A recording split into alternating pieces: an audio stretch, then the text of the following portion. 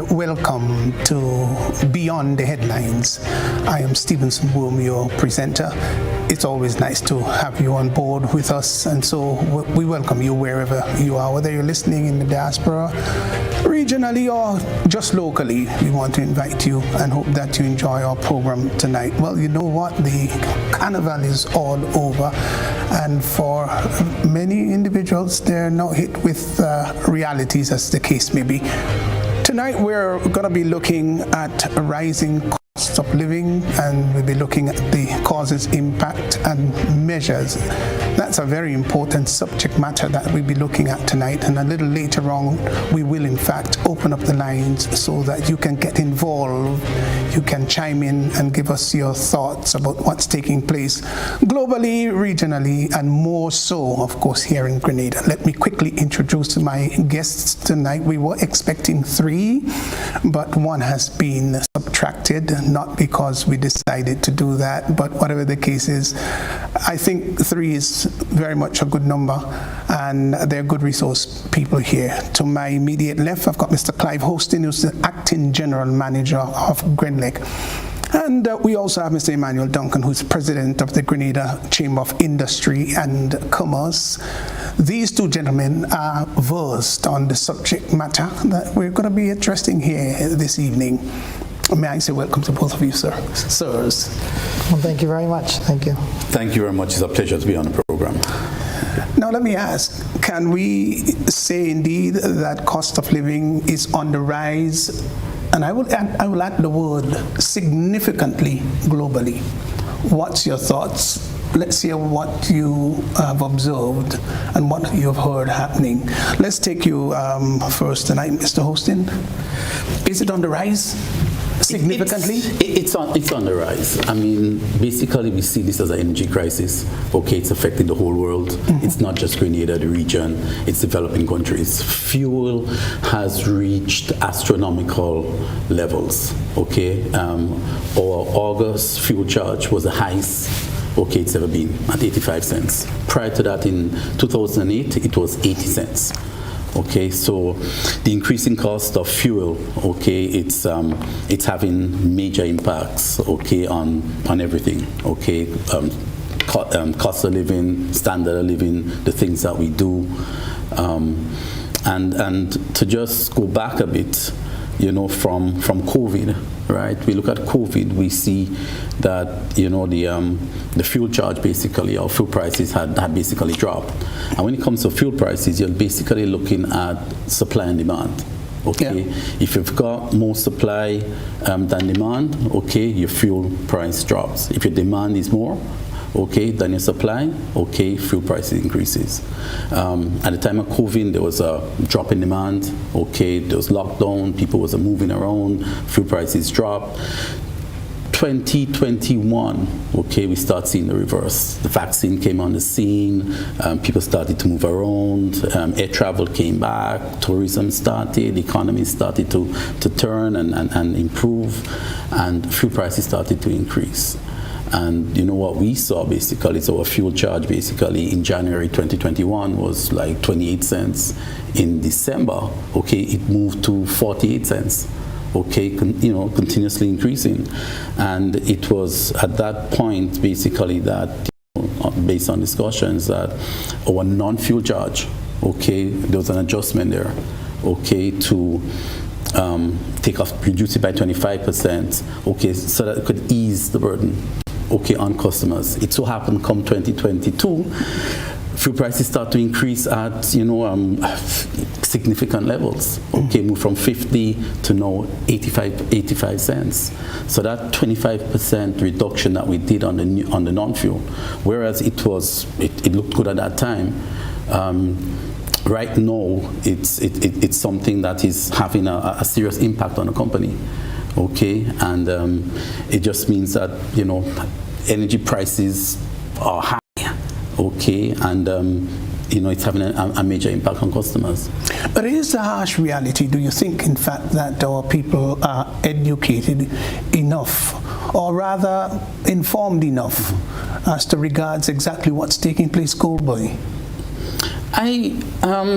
It's It's an interesting question. I mean, we have to understand that we do not have control over fuel prices. Okay, we're small. The volumes that we order, it's not significant in any way to change or influence world prices. And there's a lot of other forces that takes place. I mean, you look at the European conflict there, okay, with Russia and Ukraine, and based on the U.S. sanctions of Russia's oil, okay, they've had to basically cut supply to a lot of the European countries, and with that just disturbs the market, okay. So it's a very, very sensitive market. Once there is some shock or some element or some concern regarding supply, okay, the prices change and it goes up, okay, and it's something that we just have no control over. Have your thoughts? Yeah, I think Clive puts it into a really nice perspective here when he talks about the global energy crisis, and the result that we're having. What we're seeing is the prices coming through on the shelves and at the pump, at the bill level. That's what we're seeing coming through. I really like how you precede the introduction, where there's a cause, and then there's an impact, which Clive talked about, and then obviously we'll talk a little bit about some factors measures we can use to mitigate. But I think it's interesting, if we just go back and we look at it, and I'm not an economist by any means, but it's inflation. That's really what it comes out to be, right? Inflation, it's, we see this general increase in prices in a very short time is what we're seeing in this regard. And corresponding, you have a decrease in the purchasing value of the money that you have. And I'd like to just take a moment and just talk about the two general types of inflation, because you made a great point. You asked, Clive, do our people understand really what is happening? And I think it's important, certainly from a business community, from the chamber side, that our consumers and our business people really understand what's happening. And Clive was saying we don't have control over a lot externally. There's some things we can do locally. So there are really two types of inflation, broadly speaking. There's what we call demand pull inflation, and this really happens when you have a strong economy, income or salaries, they're good, unemployment is low, there is an increase in the number of people who can afford all of the goods and services in a particular economy. And so as a result, the availability of goods and services reduce, and so there's a demand for these goods and services, and so the price of these goods and services go up. So demand, because the economy is working well, demand is actually pulling along the prices, and we call that demand pull inflation. And a certain amount of demand pull inflation is a sign of a good economy. People are working, they're earning enough to afford everything that they want. The other type, and the type that we're afflicted with here in Grenada at the moment, is what we call cost push inflation. And so this is basically an increase in price of goods and commodities due to causes generally on the supply end. So our salaries haven't increased, our standard of living hasn't gotten better, but the prices on the shelves and commodities and the utilities are creeping up there, or in our case they're riding up very quickly. And you see things like cost of materials going up. Businesses can't produce as quickly as they want to, or they can't keep up with production. All of this time is adding cost to the production of goods and commodities. And so when those goods hit our shores and they come into our market, they're coming in at a highest starting price. The cost is going to be high. And so these costs are what's actually pushing inflation. And so that's called cost push inflation. That's really what we're seeing here. And there's a number of things to pull it back to what Clive was mentioning here. First, if you think about it, in the height of the pandemic, because of lockdowns, quarantines, reduced consumer spending, people aren't moving around as much. Obviously, companies can't produce as much. And you couple that with generally a shortage of raw materials, which is what we were seeing, then it really compounds the issue of material supply. And then we had things like months of traffic jams really at the ports, where because of quarantine measures and things like that, boats and containers couldn't get to where they wanted. They had to wait very long in lines to get their cargo offloaded. Every day that ship's waiting, that freight cost is, that's driving what's going to be the cost that you're paying. And so it's adding these costs to the cost of the goods. And when they hit our shores, they become even higher and higher. Freight at one point, at the height of the freight crisis, freight was 400% higher than what we pay normally, especially Asia. So typically a 40-foot container you might have paid in the region of $6,000 US. When we 5,000, you were paying $20,000 US to ship a 40-foot container from Asia into Grenada. And so, as you know, those freight costs, they go into the calculation of our duties and taxes, or import duties and taxes. And so when it gets compounded into duties, taxes, and VAT, things like that, and by the time it hits the shelves, all of those have compounded on. And there we have the what results in inflation, rising cost of goods on the shelf. I'll just mention one more that Clive mentioned as well, the geopolitical situation we're facing in Ukraine. That's directly affecting fuel, Clive talked about it, but also grain pricing and availability. So really, when you crunch it down, it's inflation driven by supply chain, pandemic, these economic factors. Fine. Traditionally, I think most of the Caribbean states, they have a similar modus operandi when it comes to the economics of the country. They're not much difference, really. Now, with that similar sort of pattern, are we in the danger zone in regards to inflation, in regards to the challenges of rising costs around the world? Do we have what it takes to really combat that and to be able to keep our heads above the water? Can we? Or do we really have to do some changes how we operate so that we can compete? Well, look, I see you looking at me rather than Clive. That's all right. Clive is going to chime in at some point anyway. We're a resilient people. We've always been a resilient people. We've been through a lot. You think of 79, 83. We're a resilient people. We're going to survive. These factors are external. We can't do a lot about the drivers of the factors. What we will talk about is some of the things we can do locally to cushion the impact of these causes that are really coming down the pipeline. And small, like you said, it's small, vulnerable economies like ours. We can't do much to change the big levers. We can't move the big levers, but there's some small ones here, and it's going to take a three-pronged approach. It's going to take the policymaker, it's going to take the consumer, and the business community, all doing things to try to mitigate our situation. Is it a dire situation?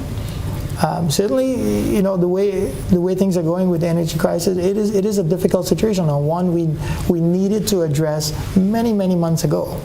We didn't address it the way that we were supposed to, and so as time goes on, it's going to become more difficult to address.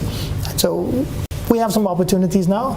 It's important that we take these opportunities and we make the most of them in order to try to mitigate, the crisis that we're facing with inflation. Clive, give us your thoughts here. Yeah, I can give you our experience. When it comes to importation and bringing in materials that we need to provide to generate electricity, we see increasing prices on all deliveries. You look at generation, overhauls that we do and the parts that we have to bring in, there's specific delays even to get the various parts that we need. We've started engine overhaul last year and we still can't complete just because we cannot get the material and the various parts that we need. T&D, we had at one time we weren't able to get meters, right? And we ordered meters from another company, couldn't get it on site, so we had two set of orders out. We had to end up getting from Stephenson, so they gave us some of their meters, and after that, now we have more meters than we need because of that shortage. Yeah. You see, you just have to be mindful that you could run out, and we saw that. Okay, so we were out of stock. So at that time, you do everything you can, okay, to make sure that you can bring your inventory levels, as high as possible, because the market is so fickle right now that if you don't make orders at the right time, okay, you can have these stockouts and you could end up without material. So that's another driving factor. You're spending more than you should in order to secure orders and making sure that your inventory is up to mark. And we're continuously fighting that. And your challenges have been big, especially the evolution of the Grenlec and the controversies surrounding it, of course, in recent times, but you've got your own challenges. 50,000 people, customers to serve. You've got over 200 employees that you've got to look after, and you've got to look at electricity in the tri-nation state. So that has its own challenges. It's a delicate industry, and one has to be very careful on planning and being strategic in the way that we operate. I come back to the whole issue of rising fuel prices or fuel charge increasing astronomically, and our non-fuel rate. Okay, because the non-fuel rate is the element that runs Grenlec. Okay, so that helps us with our operation, maintenance, salaries, capital expenses, everything that we do, okay, is based on our non-fuel rate. The fuel basically is a pass-through to customers. The challenge we face there is that we would pay our supplier fuel for today's cost, but we recover it on the back end based on an average of the last 3 months. Okay, so now where fuel prices are increasing, you're actually recovering less, okay, than what you spend, than what we spend, and that's a major impact. But on the non-fuel, and Emmanuel mentioned it about doing certain things to curb and ease customers. In January of this year, we reduced our non-fuel costs by 25% because we saw fuel prices increasing, and it was, it's a matter of trying to provide a relief to customers. So the non-fuel was cut by 25%. So you imagine your main income revenue stream that runs and drives the operations of your company to make it sustainable, okay, and to deal with all the challenges that you mentioned, customer satisfaction, your employees training, all the maintenance stuff that we have to do. Plus you have to look at capital projects, and you cut them by 25%, which is a temporary measure. Okay, it affects your operations. So we're at a point now where, this is temporary, but we're into the 8th month of the year, and this is having a serious impact on Grenlec. With that cut or reduction in 25%, what it meant is that Grenlec has given up around $12 million of its revenue so that customers could have a relief, okay, on their energy bills, right? $12 million. Okay, so if we did not make that decision, right, we would have had that money that we could use, buy more parts, okay, run the operation more efficiently, invest in other equipment, capital expenses, and we're at a point now, and it's pretty unfortunate, and we have to say that we really, empathize with the customers with the increase we've seen in the fuel charge, okay, and the fact that we have to really look at this 25% decrease and remove it so that it comes back in line to what it was before. It means even, tough times, okay, tough decisions for our customers. It is challenging, no question about it, and we have heard over the last few years, even with the past administration, about the potential that Grenada has in regards to oil and gas, and subsequently we heard some varying remarks as to its validity, whether it's going to be really sustainable in regards to economy, whether it's a good thing for economy. Now let's assume, for example, that indeed we do have oil and gas and the potential is there, and there's a huge possibility. Would it be able in any way to transform this economy? Because I know energy is a big thing out there, and we're part of the small island states, and we depend upon the outside world for energy in that capacity. Is it going to be a healthy thing for us, or would the cost factor not very good for our economy? Just help us here, please. Well, again, you look at me. No, it doesn't matter really, either of you. I think any sort of natural resource in a economy is a positive, can be a positive, well managed, well developed, well implemented, and sustainable. Those are probably some words that I would use if I had to develop the idea of where a natural resource such as oil and gas would go. However, we don't have to look far. We can look at a country like Guyana, fairly new to oil and gas, Ghana. We can look at those countries and see the models they've used, how they have benefited from it, what have been some of the difficulties they are facing and have faced, and some of the things some of the ways they've had to move things around. Immediately, what it does obviously provides an injection of capital into your economy. You get some money, people are probably able to spend a little bit more, so you have a little bit more purchasing power. You have that single line in your books that says it's always going to be generating revenue because it's always coming. I mean, all things being equal. So yes, it can be a positive, but I think the key is well managed. We have a tourism sector which accounts for most, if not most of our generated GDP today, and so we want to be careful how we balance those two if it does ever come to fruition. So it can have its positives, but I think well managed, well balanced, well implemented, well developed in a sustainable way is what we're looking for if we did ever get to that point where we were able to reap something from our oil and gas ideas or thoughts that we hear today. If we reach to that point, Clive, will Grenlec benefit? And if you do, how significant? Well, it means that we would have oil and gas readily available. I mean, basically on the oil side, you're trying to reduce that because we're trying to go green. I mean, we're a small island. Climate change is real. And I think we always need to do our best to be in line with climate change or renewable energy and go as green as possible. The gas is interesting because the gas, it's not total renewable energy. It's not totally green. But it's a sort of transition, clean, very clean fuel. In a lot of countries they use gas, natural gas, or it's LNG. So I think that can help us. And even that right now, I mean, it's a lot cheaper, than diesel, than what we use. The issue is always transportation to get it here, and in the volumes because we use, we're very small. But if you could have that readily available, and we could run a pipeline to Queen's Park where we have our generators, that can do some transformation. Okay. Now, Mr. Duncan, the GCIC's primary purpose is to promote trade, investment, and an open market for goods and services. What exactly does that entail?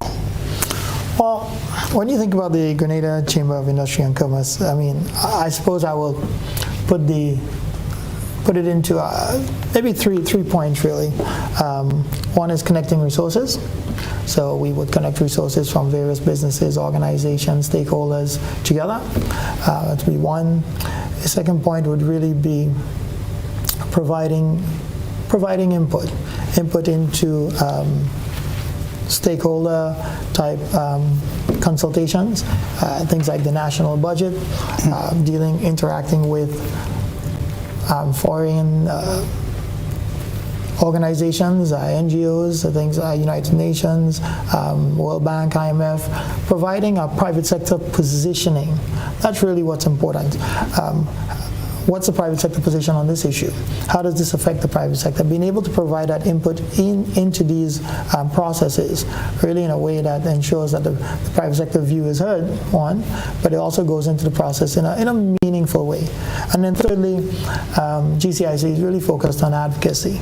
So, we represent the private sector, all businesses, whether you're a member or not. Obviously, when things occur, you're affected. When GCIC acts and, there's advocacy and there's results, and you benefit. So, if I were to put it in a nutshell, it really is advocacy, private sector positioning, like I say, connecting resources together.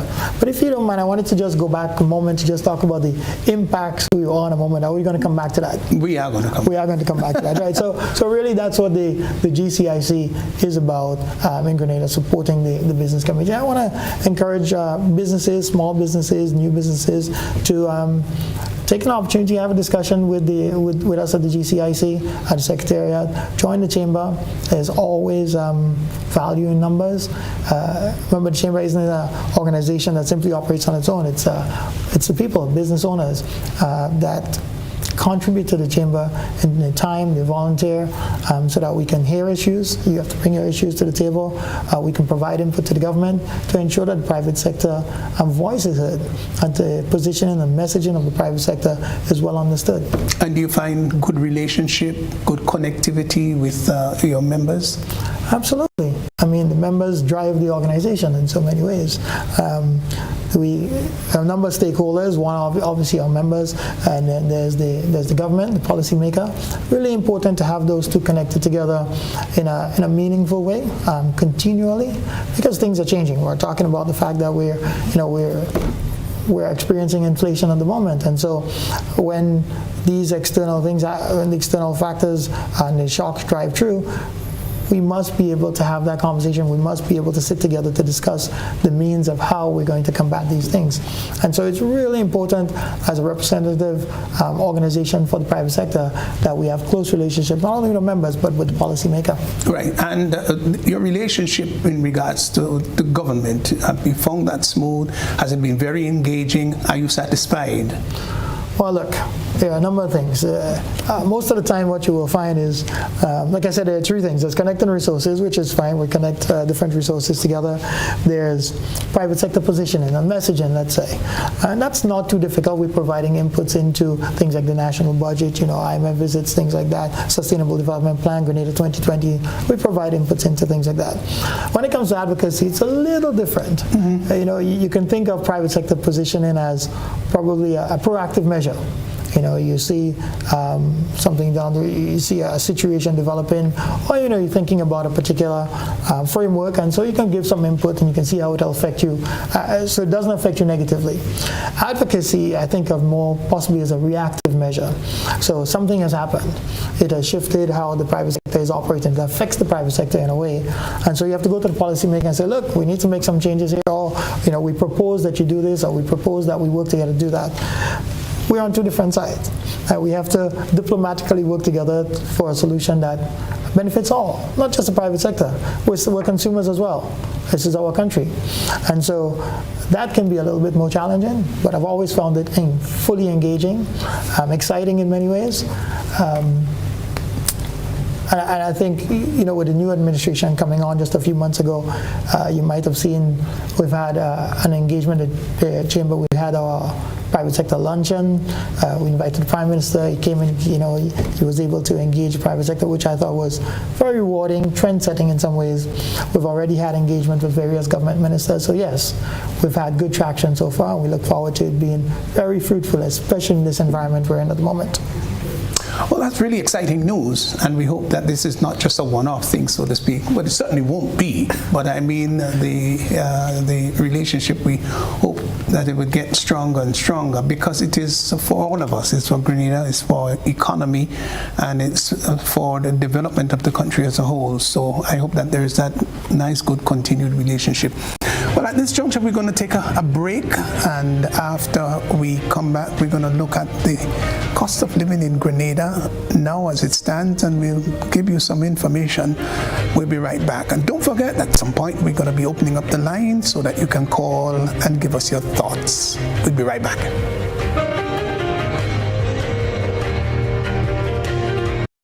When you need your prescription filled or you require non-prescribed medication, supplements, or all your personal needs, visit Gittins Healthcare at locations on Wall Street, Grandans, Victoria Street, Grenlec, and Central Deputy Street, Worme. Gittins Healthcare aims to provide an exceptional personalized pharmacy experience. Additionally, children under 5 and adults 55 years and over will enjoy 10% discount on purchases of $20 and over on prescription medication. Stop settling for less. Visit Gittins Healthcare, where your health is our priority.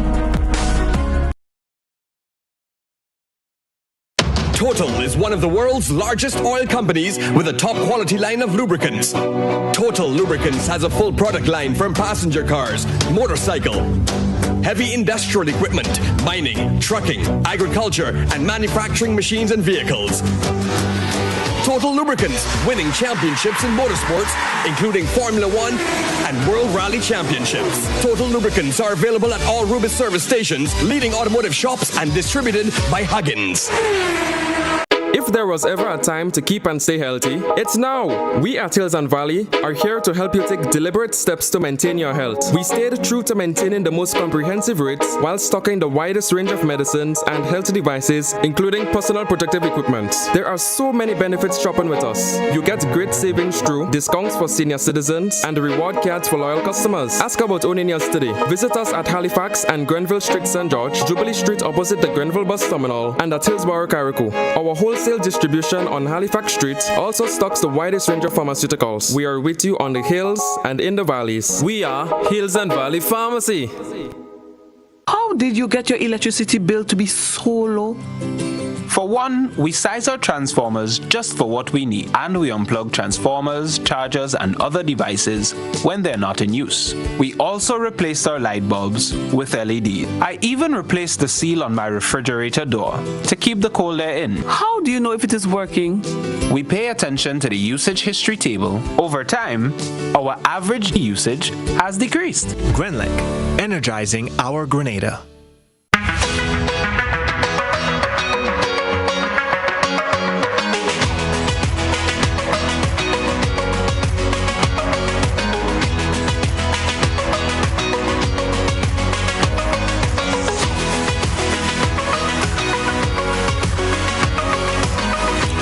WeatherGuard Pro.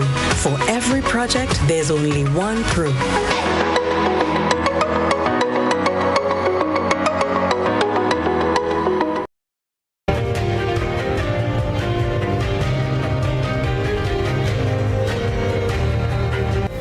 And welcome back. We're looking at rise in cost of living, and we'll be looking at causes, impact, and measures. Quite a lot to talk about, really, and I think that this is a very important subject matter and one that everybody should really pay very close attention to.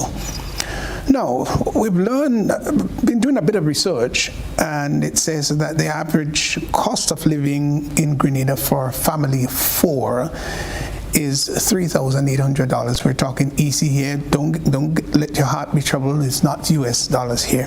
While the average cost of living for a single person in Grenada is $1,600. This does not include the cost of rent.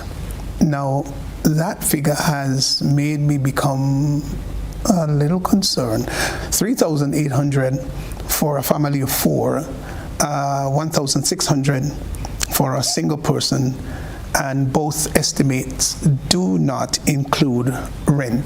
Now, how significant is this? Is this alarming stats to you folk? And if this is the case, then how would Grenadians be able to cope with this? There are a lot of folk, when I hear the salaries of some individuals, and they say, well, you know, I work for $600 or $700 a month. And if a single person, in reality, is up to about $1,600, how are we able to cope?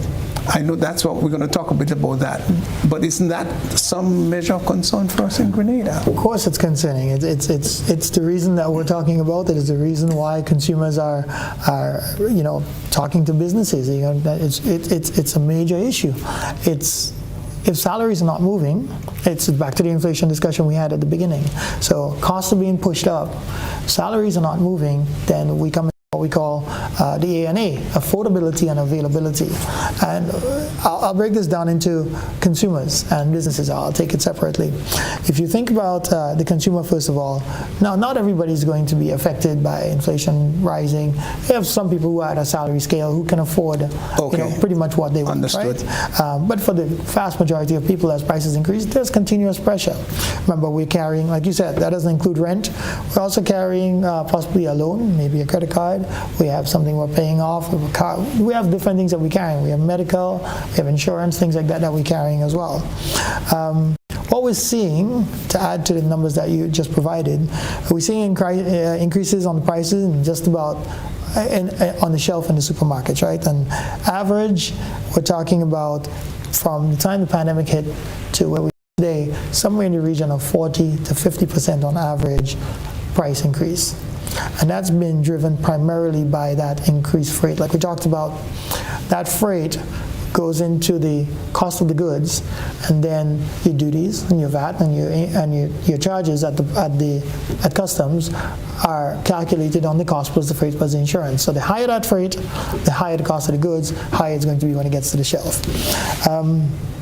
This is also, if you think about it, it's driving the cost of services as well. Think about local services like food services. So as these prices go up, these inputs into these local services, then obviously the price of those local services will go up too. And that's kind of what we're seeing. Copper, I'm in the electrical business, and you think about copper, I'll give you some detailed numbers on copper. In November of 2021, price of copper then, and price in February, and I can say this because I know when the price changed when shipments came in. February compared to November was up 17%. June compared to February was 20% up on February. So overall, talking somewhere from November to 2021 to today, we're talking somewhere in the region of 50 to 55% increase in copper. Copper drives so much in the construction industry. Electricals, your lighting, all of that stuff is copper-based. Right. Steel. From start of the pandemic today, it's 120% increase on average. And think about what that means for construction. Lumber, 68% on average. Cement, 16% up. Concrete blocks, 15% up. Talk about food a little bit more. Caribbean Agro, increase in price and feed, and you've seen this increase in pricing. They had one in February 2021, they had one in March 2022, and we just had one in June. Overall for flour, somewhere in the region of 35% since February 2021 to now. On feed, somewhere in the region of 40%.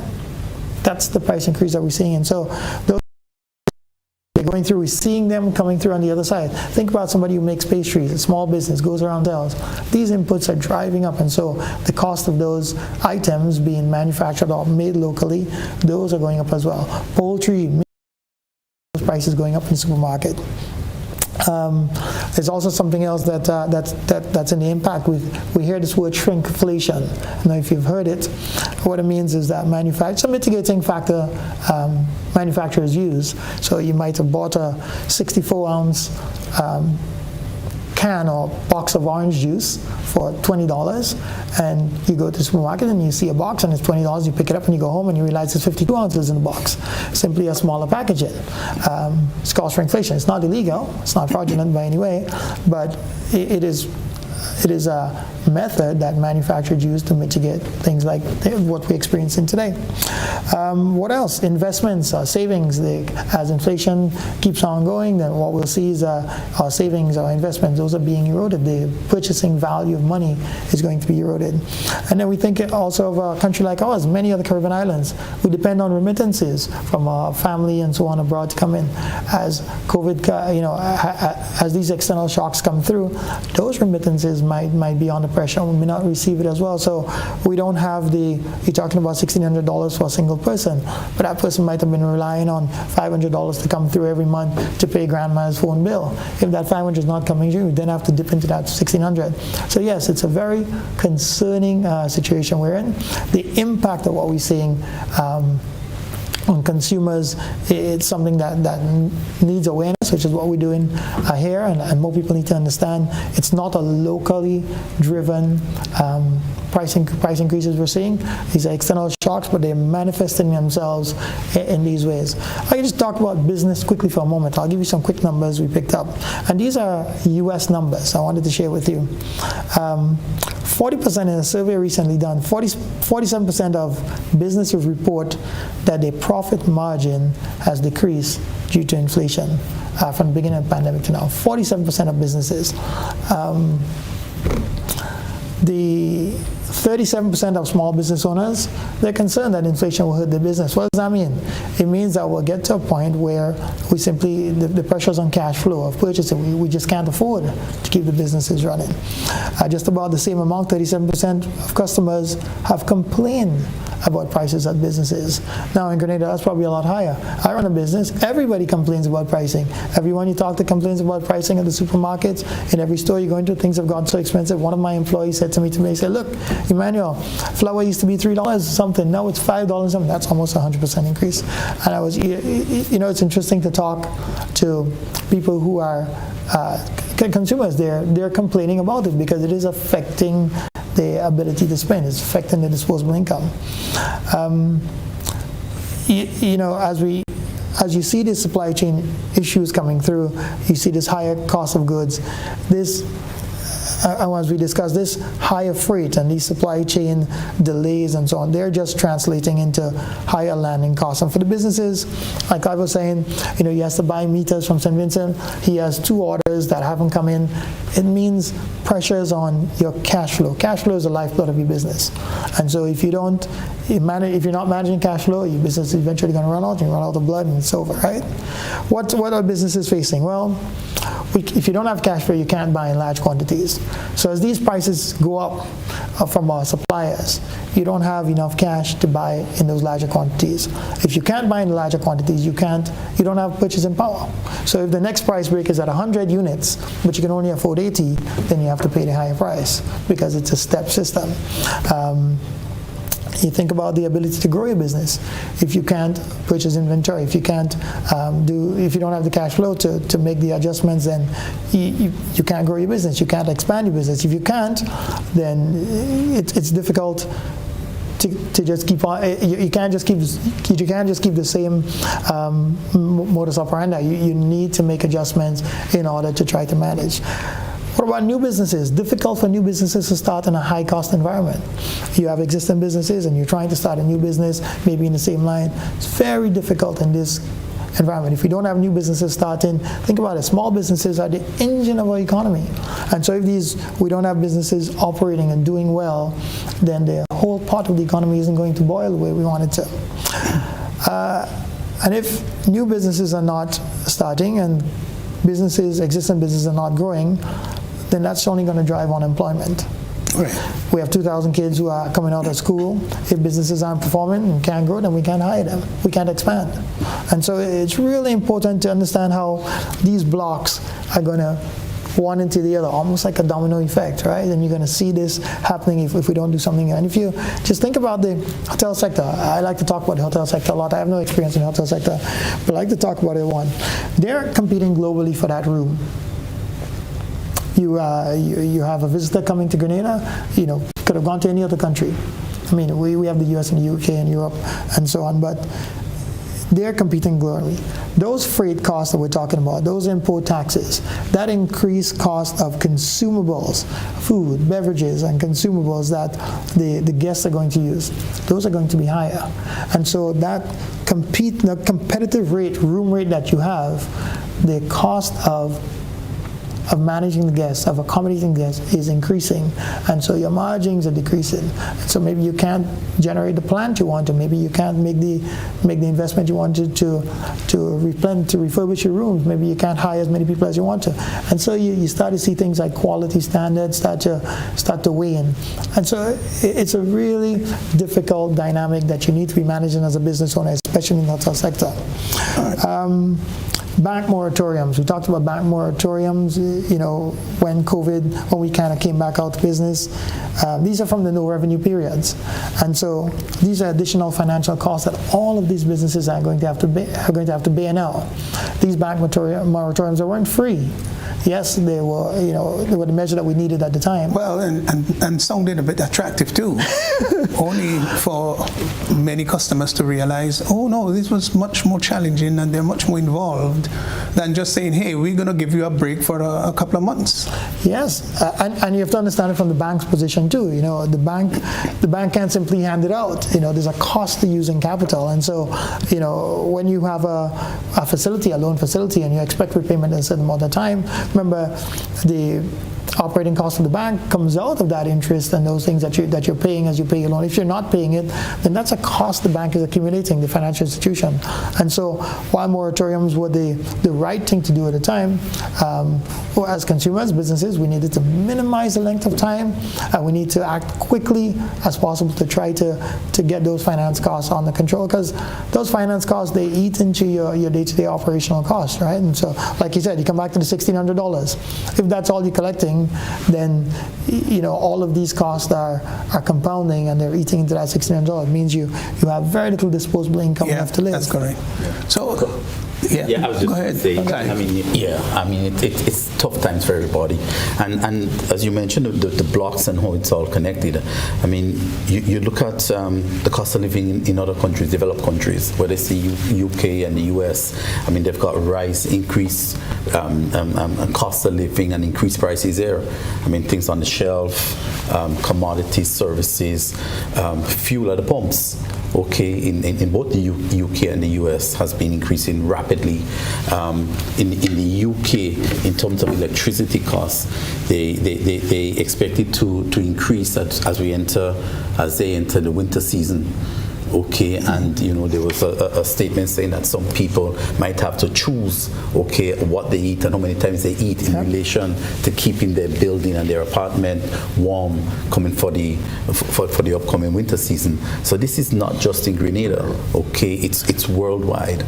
And when you've got the countries that we import from, where their commodities are expensive and increasing and goes up, and then it comes to Grenada and we look at our economy and the way it works, it's just inflation and things getting tougher.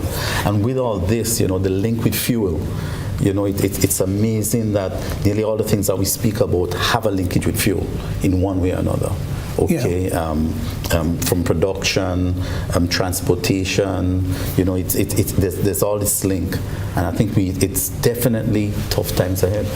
Well, you talk about other countries, and just recently, just a few days ago, I was talking with somebody in New York, and you understand the situation.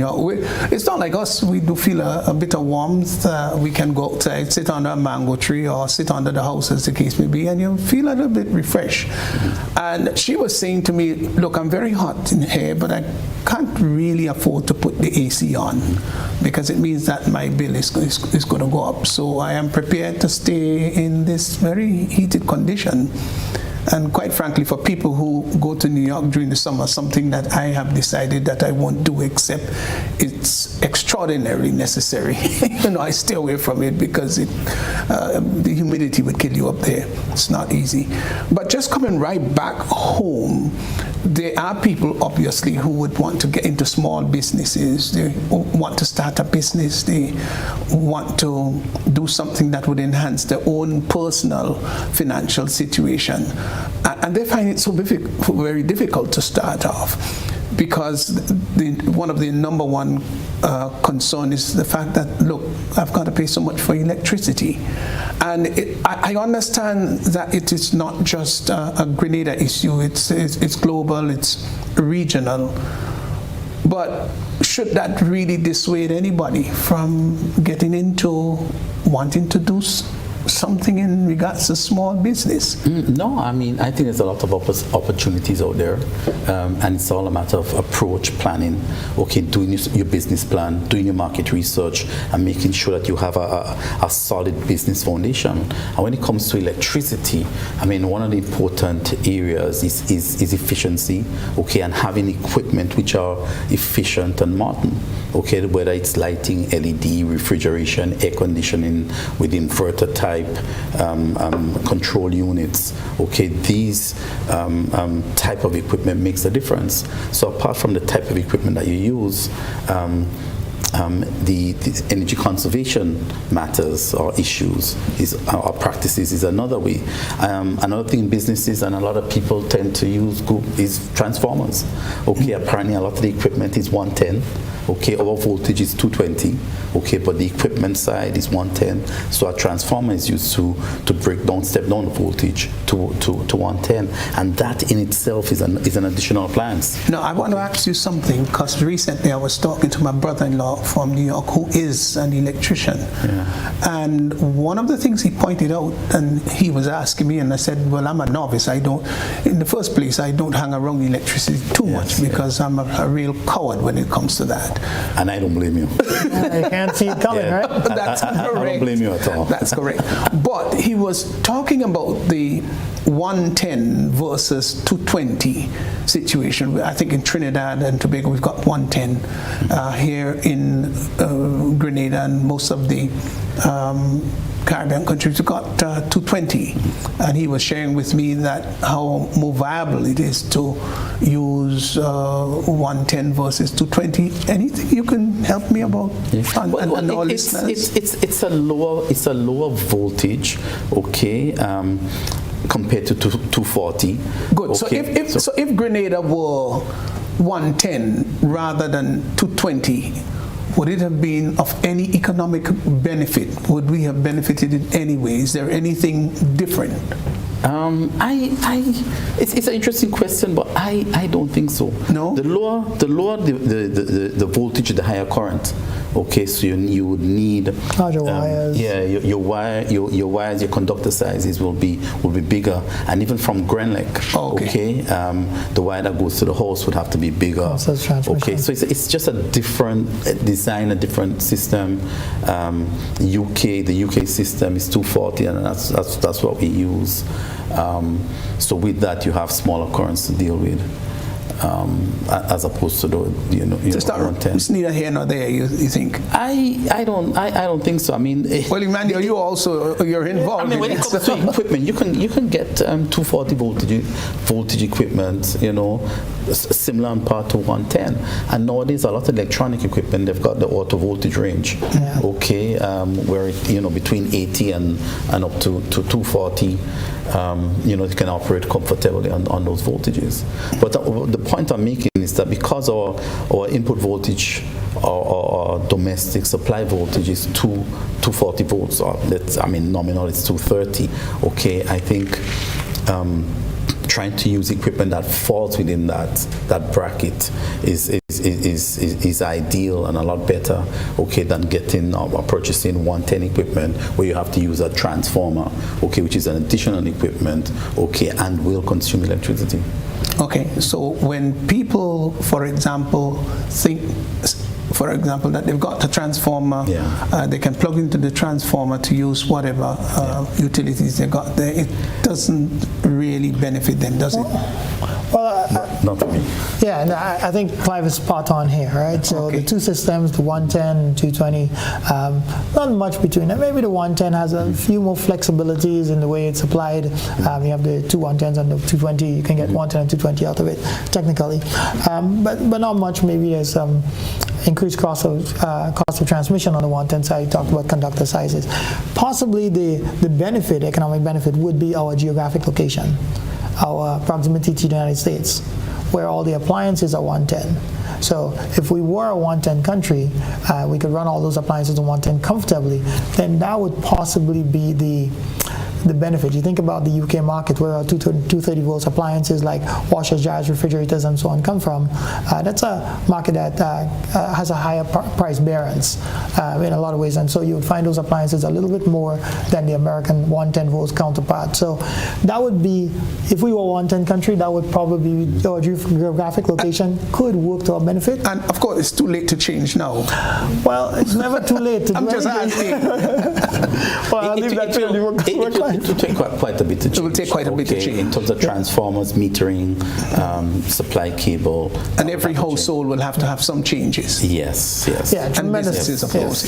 But it would have some reduction for us. I mean, today, again, because of our geographic location, close to the United States, and the affinity for 110 volts appliances, houses are wired, businesses and houses are wired with 220 volts, covers the lighting and all the convenient sockets, but it's also a 110 volt supply. You use the transformer, and you have a 110 volt supply that's going around in your convenience socket, so you can plug in all your little appliances as well.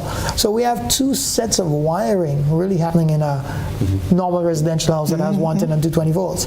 Whereas if we just had one, you would save quite a bit on the conductors. So that would be a benefit there, right there. Yeah, but your energy bill will also go down. Your energy bill, absolutely. Yeah. You wouldn't need the transformers. Transformers represent about 5% idle drain, just sitting by themselves doing nothing. They run about 5% of the capacity, just doing nothing. So you can calculate that per transformer. And you want to size your transformer right. There's a Grenlec ad that says size your transformers right, just for the load you're trying to carry, so you don't have a big transformer carrying a cell phone charger, right? It's going to cost you a lot more. So so there's some. And switch it off when it's not in use. Switch it off when it's not in use. Oh boy. It's a mixed bag there. Yeah, we just want to alert our listeners that after our next commercial break, we would open up the line. So we're going to, in fact, take the commercial break right now, after which you would see our number appearing on the screen, and we'll give viewers and listeners an opportunity to call in. We'll be right back.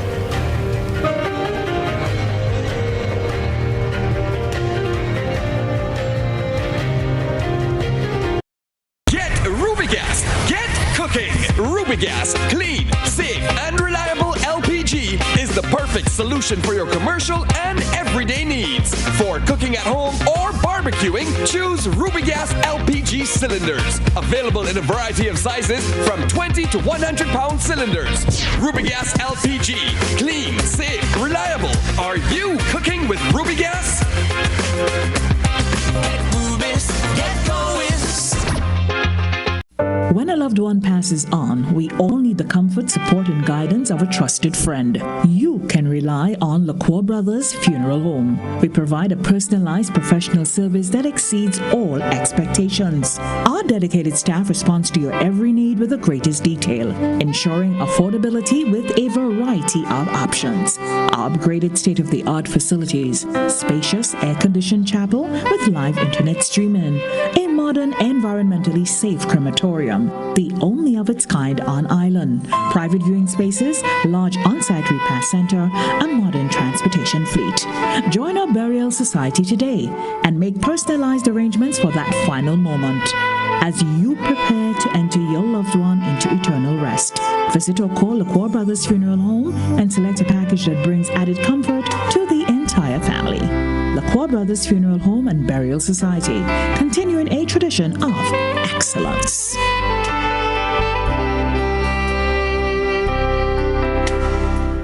This could be out. Brilliant catch. What a stunning catch. The biggest party in sports, the Caribbean Premier League, is back and live on GBN television. Capture the energy, excitement, and euphoria of the beloved game.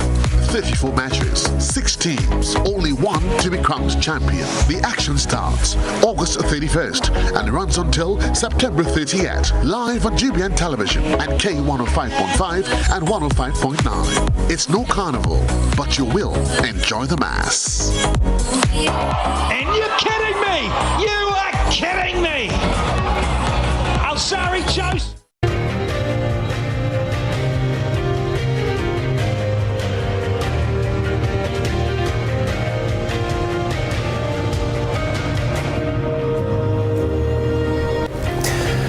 And welcome back to Beyond the Headlines. And I believe that there are a lot of people out there who are listening to the program tonight, and we all are affected by what's taking place.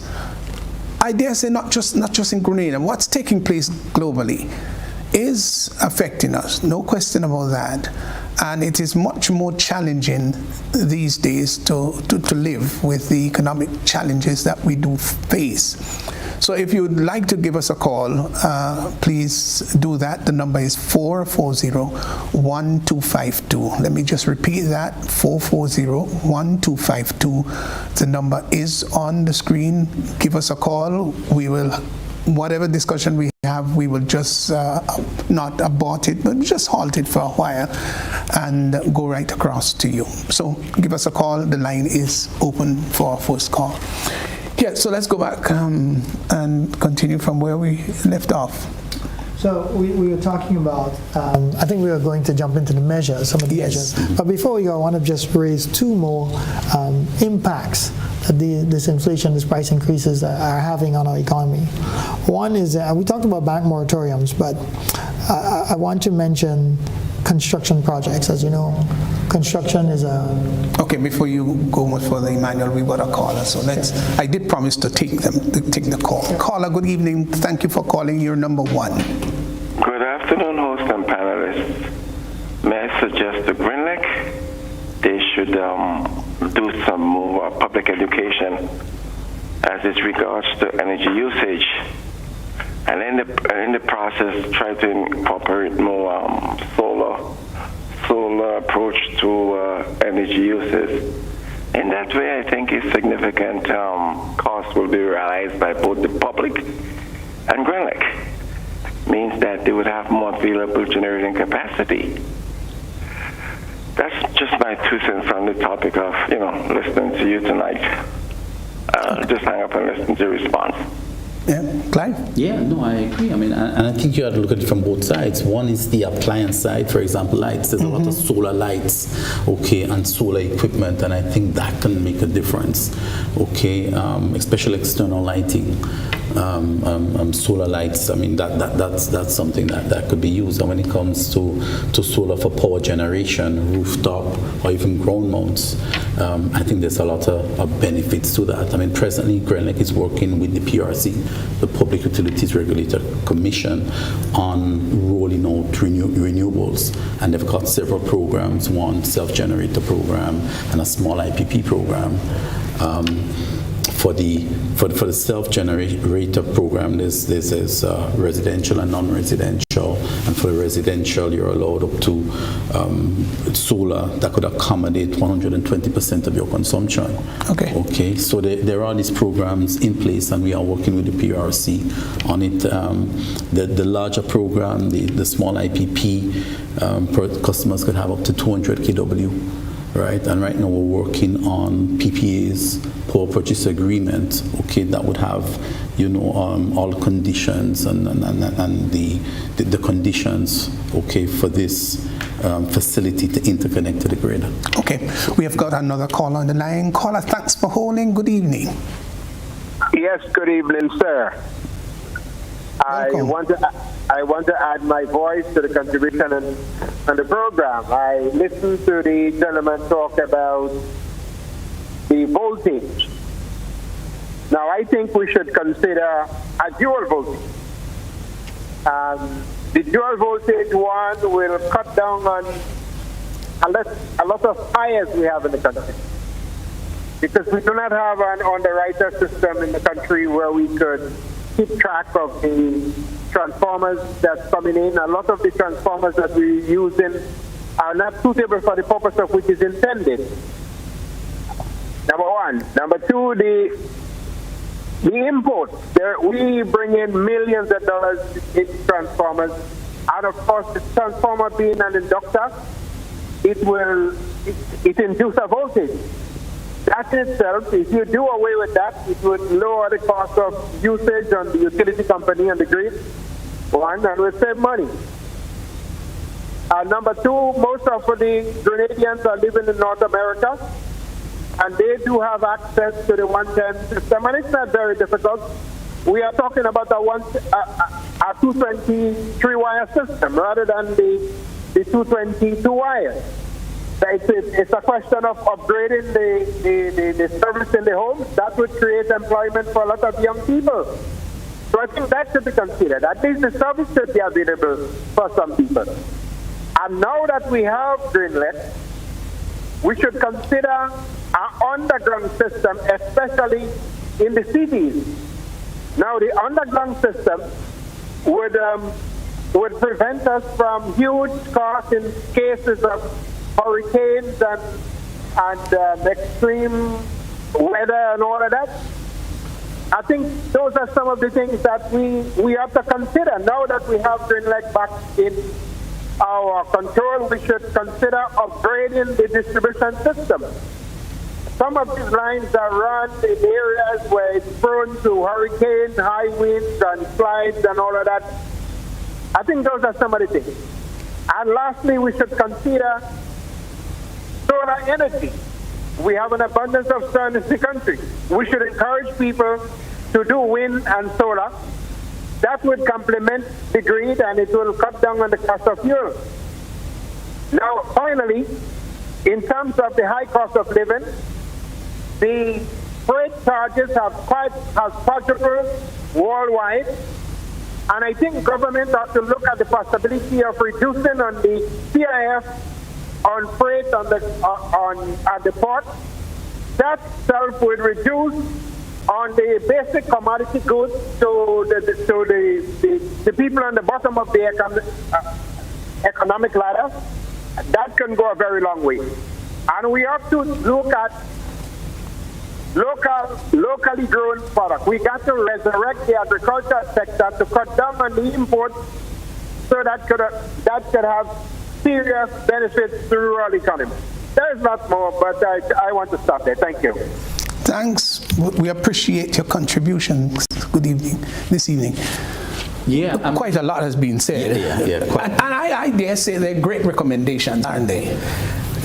Well, the one about having cables on the ground, okay, it's a good recommendation, but it's a big cost. Huge cost. Yeah, I mean, we looked at this a few years ago, and the ratio is about 5 to 1. It's having cables on the ground, it's 5 times the cost of having it overhead. Okay, you've got to have trenchways, you've got to have docks. Okay, sometimes it has to be encased. There's a safety aspect. You have to have special cable, as opposed to a pole and stringing conductors, which is uninsulated. And we also have to think about physical planning. And I don't think our physical planning in Grenada has been very good traditionally. So that is going to be a very important factor. Yeah, I mean, if you want to do that. There's certain opportunities. I mean, if we're doing a new roadway, okay, we could have trench, we could have right-of-way, and we could do it so that all the utilities could get together, okay, and have all the facilities on the ground, okay, and see how we could share the costs. Okay, so there are some opportunities, but essentially, okay, if we were to do this on our own, okay, the cost would be about 5 times compared to our construction standards right now. Transformers, I mean, I think he brought up the aspect that some of the transformers could be inefficient. Okay, so it has to do with the type of winding and the type of magnetic core, and I tend to agree with that. I'm not a fan of transformers, internal transformers at all. Okay, but you know, it's a valid point that a lot of the equipment that comes into Grenada and customers use come from North America, which is close by. Interesting. Yeah. He mentioned the 3-wire system, the North American 3-wire system, and I'll say this as public awareness. So in North America, there is the 3-wire system, which allows you to get both 110 volts and 220 volts. Right. So you can have a 220 volts appliance in North America. However, it's a 3-wire 220 volts appliance, whereas in Grenada, our 220 volts is a 2-wire system. It's a totally different system. If you purchase a bit of equipment, most times it's going to be things like ovens or dryers, high consumption equipment. For a 3-wire system, when you bring it to Grenada where we have 2 wires, it's not just add another wire. You're going to need a special kind of transformer, very inefficient, very expensive, to convert that 2 wires that we have into 3-wire 220 volts. It doesn't make any sense. And for anyone who's listening, who's considering buying a dryer or an oven, 220 volts from the United States, please do not do it. Save yourself money and headache in this time of inflation, please. Find one of the local suppliers here, and I'm sure they can guide you to a proper appliance. So 220 volts in the United States, please do not equate that to 220 volts in Grenada. They're two totally different systems. Absolutely. Yeah. Oh, interesting that. Well, I'm learning quite a few of those things here. This point of the program. Yeah, so I think, Emmanuel, we go back to you. Yeah, we are talking briefly about, I wanted to make this point.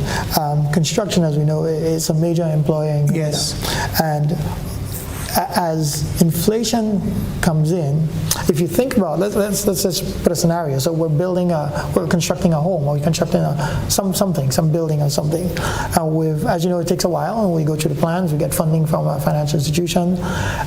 because inflation has come through so quickly, and we talked about 120% in steel, 68% in lumber, 16% in cement, 15% in concrete blocks, you're not going to have enough money to finish that project.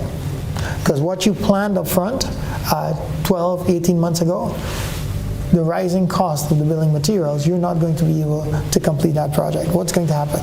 You're going to have major cost overruns. That's going to end up back into the banking sector. The banking sector is going to look at it and say, hey, you told me it was going to be $1 million to build this. You're asking me for another $200,000, $300,000, $400,000 to finish it. Then your lending limits come into play. Do you have the capacity to borrow more money? And so if we're not careful, if we don't manage this, what happens is that construction slows. If construction slows, unemployment rises. If unemployment rises, we have a very undesirable situation. So again, the blocks are connected, and we have to be very careful how we move the small levers again that we have locally that can help us to mitigate some of these issues that will come down the road. Last thing I wanted to mention before we jump into measures is just, talking to various businesses. I run a business myself. I want to mention what's called the human factor. As these prices come through, get compounded at the port and then get onto the shelves, businesses are really making an effort to keep price increases and the price pressures at bay. Businesses are applying and they're accepting lower margins on the product going onto them shelves in order to move inventory and to supply the goods at a more palatable price to try to help citizens, much like what Grenlec's doing at the 25%. So is it 25%? Yes, it's 25%. Yeah, on the non-fuel. On non-fuel. So businesses are actually taking a lower margin, let's call it a lower markup, lower margin in order to try to lower that price, to cushion the impact of that price increase to the consumer. I mean, I spoke to many businesses coming into, putting together the data for this discussion, and I was surprised how many businesses are taking that approach. Supermarkets, hardwares are doing this in order to cushion the price increase onto the customer. I mean, if the business community as a whole were just to pass on all the prices all the price increases that are coming as a result of inflation, it would almost be impossible for us to bear. And that's something we really have to think about how businesses are. I mean, there's going to be a limit to what you can do, what you can manage. And so I wasn't sure if that was a measure or impact. I think it was a little bit of both. I would guess so.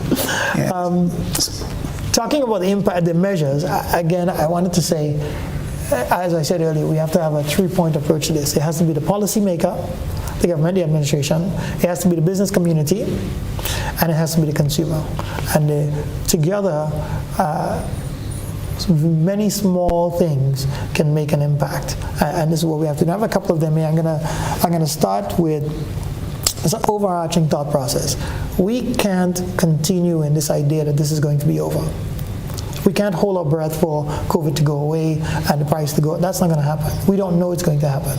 We don't know freight companies who have had the opportunity to raise their margins during this period. It's never going to go back down to what it was. We're never going to pay $5,000 to get a container from Asia to Grenada again. That's never going to happen. Let me not say that. Never say never. That was a song from a long time ago. But you don't see it happening. We don't see it happening for many years to come. So let's not hold our breath in this way of, we'll just wait for it to be over. So if you're planning a construction project, you plan that construction project with the current pricing and you forecast for some increases, and that's what you can do. So don't plan it with the pricing that we had in 2020 and say, oh yeah, I think prices are going to go back down. It's not going to happen. That's a way to run yourself into the ground. So there is no magic switch. Let's deal with the policymaker first. The fuel cap. Now the fuel cap at $15 has been great. It was a decision that we all welcome, but I think the price of oil on the market per barrel is not a secret. If you think about it, there's a petrol tax, which was I think $5.50, which was added to every gallon. At $15 today, you're paying at the pump, and the price per barrel of fuel, I cannot imagine that the government today, the administration today, can accommodate that at $15. So we have to be wise. We have to understand things. And we're not by any means suggesting that we don't enjoy the fuel cap. We certainly do. What we don't want is to end up in a situation where the government the administration, because of the rising cost of fuel, it has to come out of pocket to manage that cap. For example, let's suppose at 15, the price is $17 for fuel without the fuel tax. The price that the government is paying $70. That means for every gallon at the pump, the government is going to have to come out of pocket $2. Okay. Where's that money coming from? Well, it's coming from us. Okay. That's where the government money comes Just from. hold a little bit there, Emmanuel. We do have a call on the line. We don't want to keep that caller waiting too long. Good evening, caller. Thanks Good for evening to holding. you, Pastor Worme, and good evening to your guests. Yes, thanks. Now, I listened to the gentleman there, and every single thing, I don't know if it's the chamber for the chamber president, but everything the gentleman said is so true and correct. The increased external prices and things, the size of the population, the contracting of small businesses, and the hesitancy of new businesses coming stream is real. But this had been happening over, it wasn't in the pipeline for more than 30 years. So my question is, has the chamber been planning for this? Because it was there, right? And at this point in time, what could the chamber do to turn this around? Because it's an extremely serious situation that we are in now. How would we be able to turn this around in view of the rising costs and steep rising costs and falling revenues on all sides? Okay, thank you, caller. I don't know if the chamber can single-handedly turn it around. I'd be surprised if you can do that, can you? Well, if I had that magic switch, I would have switched it already. Yeah. So no, but it's a great point the caller makes. It has been coming for a while. Inflation probably we've been, I can't remember, I think it's 2 or 3% we've been measuring for year on year as we're going on. So it's been a long time.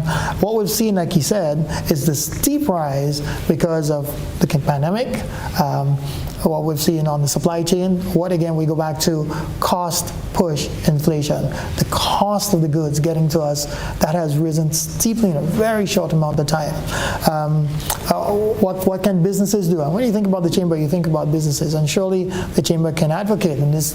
For example, that's what we're doing right now. We're talking about things. So we talked about the fuel cap. Yes, we want it to continue, but like I said, what we don't want is for the administration to be in a position where they're coming out of pocket to cover the cap, because it's still coming out of our taxes. It's still, that would be like standing in a bucket and trying to lift yourself up by the handle.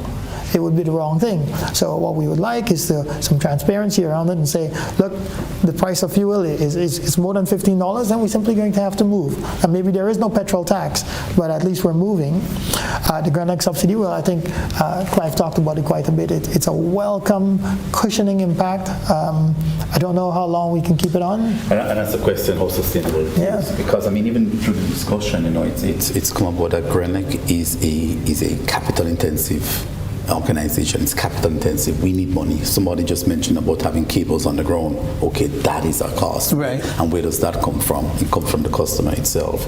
But when it comes back to the non-fuel, okay, that the 25% reduction that we introduced in January, we are now into the 8th month, okay, of that relief to customers, and it is starting to have a negative financial impact on the organization. Okay, in terms of our operations, in terms of the kind of capital things that we want to do. And we have to know we're at a point where we have to give this serious consideration to remove it, okay, so that we come back to the full cost of the non-fuel, okay, which is like 40 cents for domestic customers. All right. And that is something that we're looking at doing very, very soon. Yeah. We have another caller on the line. Caller, good evening. Thanks for holding again. Good afternoon. Quick question for Mr. Hosten. I think Grenlec uses diesel for power generation. Are you considering maybe natural gas in the future for power generation? Yeah, yeah, it's a good question. We are using diesel. As a matter of fact, in terms of renewables in Grenada and PV, it's about 3%, just over 3%. Okay, of our generation. But the other 96 point what have you is diesel. It is diesel. It's light fuel.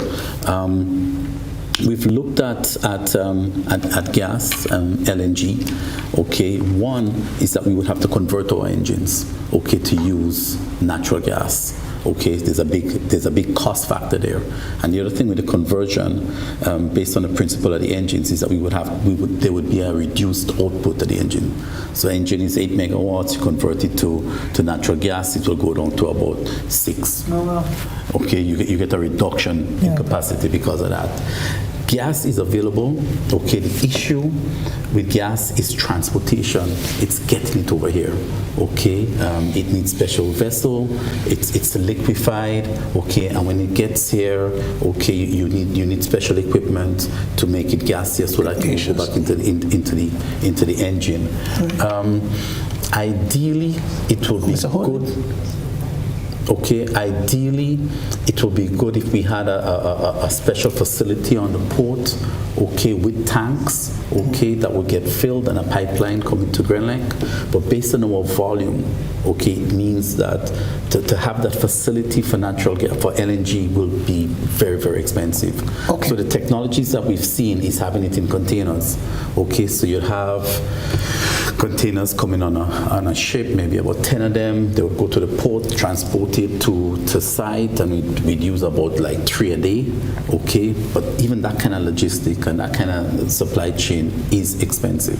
Okay. We're gonna go to the telephone line now, but is there any thoughts about running on the sea, under the sea floor?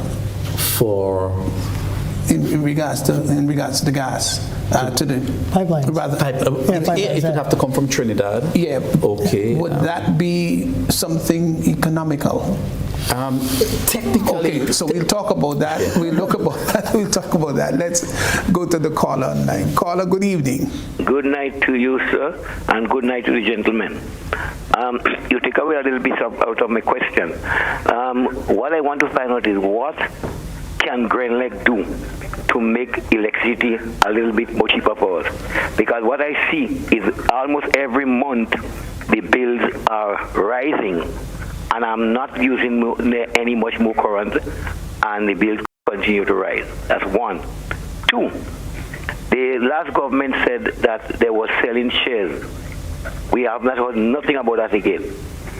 And the persons that have shares already were complaining that they have not get the dividend from the electricity department. Can you tell me that? Okay, thank you, caller. Okay, well he's right. He's right on the price of electricity. Yeah. Okay, it's been increasing, and the reason for that is because of the increased fuel charge. Okay, so fuel on the world market has increased. We use fuel, and because of that, okay, the fuel component for the electricity tariff, that has increased, and his overall energy bill has increased. Mm-hmm. What can Grenlec do? Essentially looking at renewables in terms of geothermal. Okay, if that is an area, if we can develop and move quickly on that, okay, we can see some reduction and essentially some stabilization. Okay, we've always seen renewable energy, okay, and I'll speak mainly, and I've mentioned geothermal because it's base load. Okay, if we're looking at solar or wind, intermittent. Mm-hmm. Okay, so there's a certain way to deal with that, but the more renewables we could put on, we can try and try to stabilize the cost. So it will be at a particular level rather than right now it's volatile and it's increasing. Okay, and at some point we expect it to come down.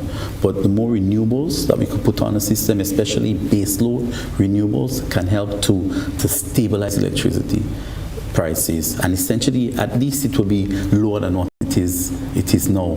The other thing that we need to really appeal to our customers is energy conservation. Okay, try not to waste electricity. Okay, I mean we speak about lamps, but there's things like fans. Okay, right now outside it's hot, the humidity is high, we keep fans on, we're not in the room, we're outside, we're at different places. There's certain habits, okay, when it comes to the use of electricity that we have to use. And okay, I know some people don't like to talk about it because it's very simple, but you'd be surprised that if you can utilize, if there's more discipline, okay, in the use of electricity and treating it as an extremely expensive commodity, which it is, okay, there can be a lot better results. okay, and look at lowering your electricity bills. Yeah. On the issue of shares, I don't have any information, okay, on that. I know there have been public statements on that. And I expect that probably soon, our new majority shareholders would say something on that. In terms of dividends, there have been one dividend payment for the year, and that dividend policy is being reviewed. Okay. So I think when, the new board has met, and there's a few things that they're looking at, and one will be reviewing the dividend policy. So could we go back to what we were looking at? Yeah. You mentioned pipeline out of Trinidad. Now, from a technological standpoint, it is feasible. I mean, there's miles, there's miles and miles of these pipelines all over the world. So it can be done from Trinidad to Grenada, and probably going up through the other islands. I think the cost. Okay, it's going to be the critical matter. Yeah. I think it's going to be very, very expensive to do that. I know a lot of work went into submarine electrical cable. Okay, coming in. Telecommunications as well. Yeah. And telecommunication. And telecommunication, and the submarine cable coming from Guyana, because Guyana have a tremendous amount of hydro. Okay, so from all the way from Guyana coming through Trinidad. Trinidad has a lot of gas too, and they could produce more power. But having that submarine cable, whether it's from Guyana or even from Trinidad, come through the islands, okay, that is a possibility. Would we therefore see a drop? Yes, but it needs to be done at a governmental. Yeah. But if we do get it, would there going to be a drop in the electricity bill? Well, significant. Electricity rates right now, to be honest, is extremely. It is expensive, right? I mean, if we're looking at coming out, and that's why I mentioned Guyana, because they've got hydro, okay, and they've got a lot of water, and if they could get that price down. And I think they can. I mean, basically, you're just looking at the cost of the cable. Okay, so it's hard for me to give a specific answer, but I think it's things that we should be looking at, doing the feasibility study, and doing some more work into those areas. All right. So we're going to take a quick break, and we'll be coming back, and this should be, I think, the final section. Gosh, how time goes by so very quickly. And again, don't forget, you can give us a call, give us your thoughts about our program tonight. We'll be right back.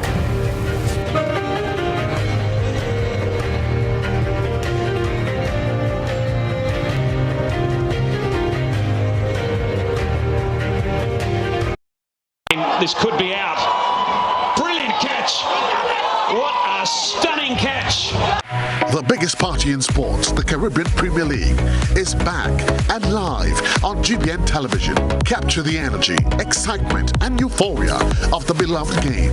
34 matches, 6 teams, only one to be crowned champion. The action starts August 31st and runs until September 30th. Live on GBN television at K105.5 and 105.9. It's no carnival, but you will enjoy the mass. And you're kidding me! You are kidding me! Al-Sari chose...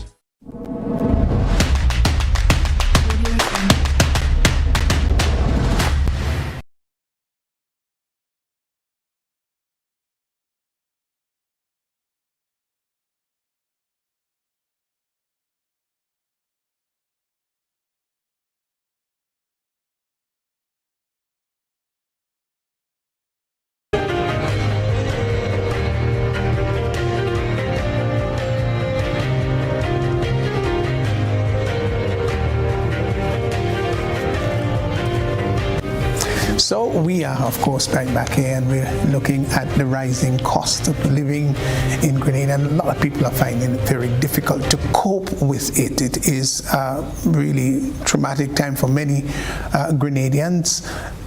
We had the old-fashioned trying to make ends meet That is something that so many of our elderlies have spoken about. And they were tremendous economists, you know. They just seem to know how to do things in tough situations. I don't know if our present generation do have the sort of patience to do that and to calculate very well. And one of the things maybe we can do is maybe to get more for women involved in economic affairs. And I say so smilingly, but very seriously too, because our women are so very good at being economical on things. They do a much better job than we do.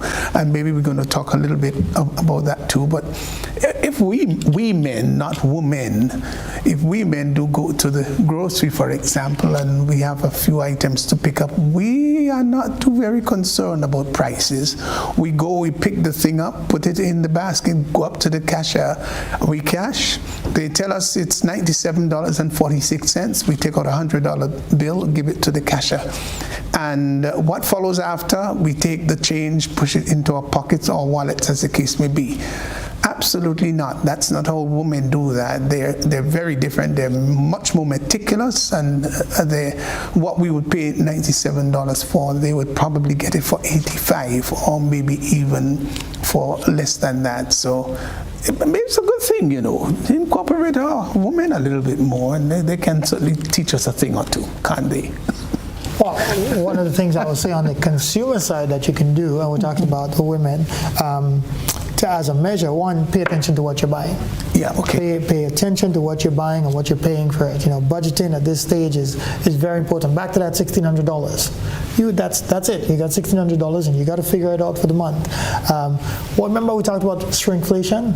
Watch out for that, right? So you might see it might look the same, it might be the same price, but it might be less in the can. It might be a smaller can. The bottle might have maybe there's a toilet paper roll that used to be 400 sheets, but now it's 300 because the inner cardboard piece is a little bit bigger. Maybe the bottle has a bit of a waistline now, so there's less inside. Things like that. I mean, the manufacturers are doing this in order to mitigate these price increases.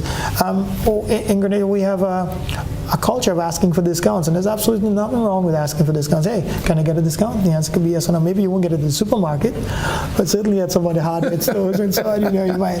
Someone asked me recently, says, hey, Emmanuel, what's the best investment I can make? And I thought about it, you know, locally. I said, you know what? You have a credit card? Yeah, what's the percentage? 16.5. Pay off your credit card. Do you have money? You have a little bit in the bank, pay off your credit card. You're going to be saving 16% immediately if you pay off your credit card. Right. That's something smart that you can do today that just, it wipes it out totally. Now, not everybody has the cash to do that. Not everybody has a credit card.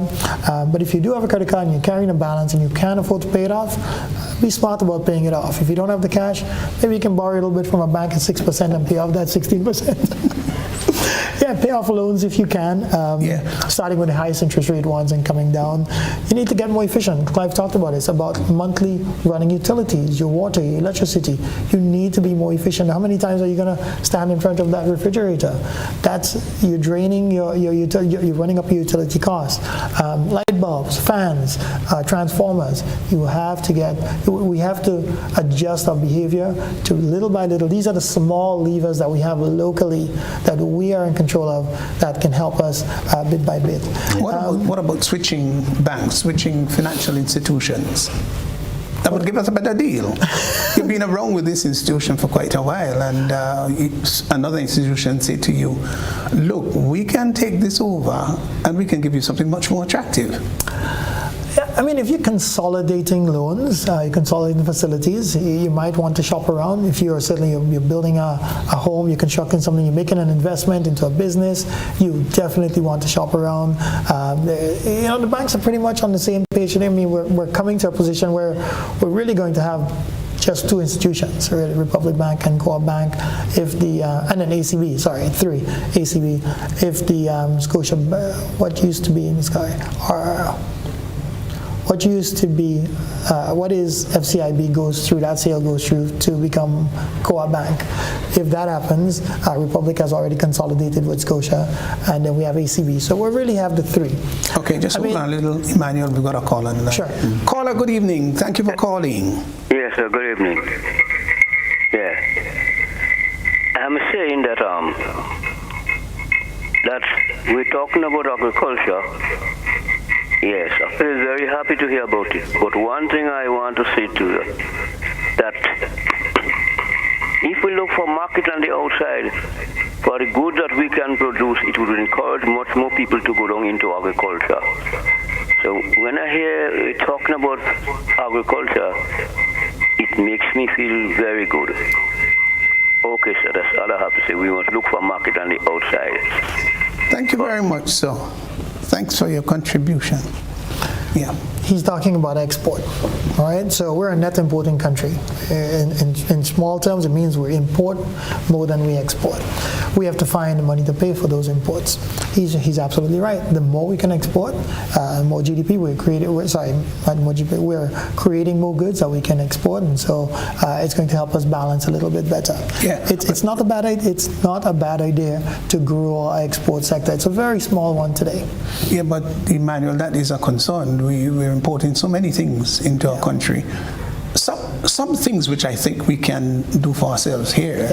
Unfortunately, we do import them, and the import bill is huge. It's astronomical, and we must be able to help our people to understand the value of doing things homegrown and to be able to produce homegrown things, so that we're going to benefit as a whole, as a nation as a whole.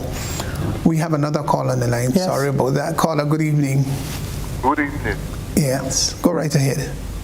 Now I want to Mr. Hosten mention about the cost of oil. Why they cannot go in hydroelectric? Other countries in Europe which is more balanced oil than the UK, they're using hydroelectric. And why cannot go hydroelectric? I'm sorry, I don't know if you captured it. Did you? I think he was saying, what I gathered, and it was very difficult to hear, why do we not use hydroelectrics as opposed to fossil fuels, I think is what he was saying, petroleum products. I think that's what he was asking. It comes down to volume of water. It's really volume of water. I mean, we have a number of rivers, the Concord River, the Great River, but when you look at the flow in these rivers and the volume, it isn't enough to build substantial sized hydro plants, to provide meaningful electricity. What you get is a number of very small hydro plants, couple 100 kilowatts if as much, and they'll be dotted at various places. But the cost, because of the amount of concrete and civil works involved for these hydro plants, it's just when we looked at it a number of years ago, it just wasn't feasible.